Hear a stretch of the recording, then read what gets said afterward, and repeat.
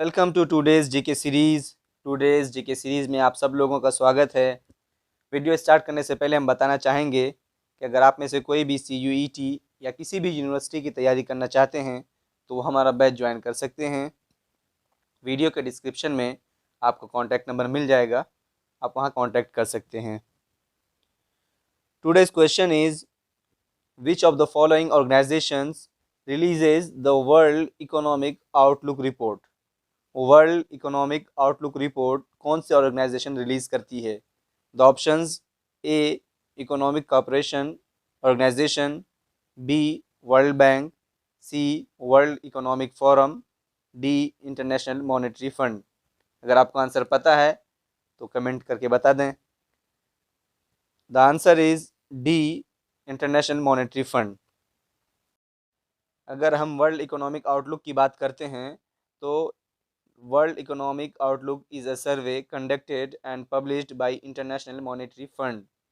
तो ये एक तरह का सर्वे है जो कि IMF इंटरनेशनल मॉनेटरी फंड के द्वारा कंडक्ट भी किया जाता है और पब्लिश भी किया जाता है। The second point is the IMF releases the WEO twice every year in April and October, apart from the updating it twice in January and July।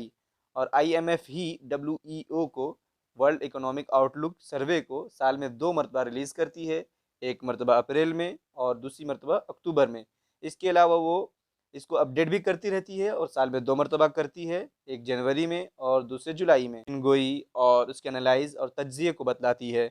अगर हम बात करें इंटरनेशनल मॉनेटरी फ़ंड की तो उसका पर्पज़ है promote international monetary cooperation, international माली ताउन को बढ़ावा देना, facilitate international trade, international trade को आसान बनाना, फोस्टर सस्टेनेबल इकोनॉमिक ग्रोथ को तरक्की देना, and make resources available to members experiencing balance of payments difficulties.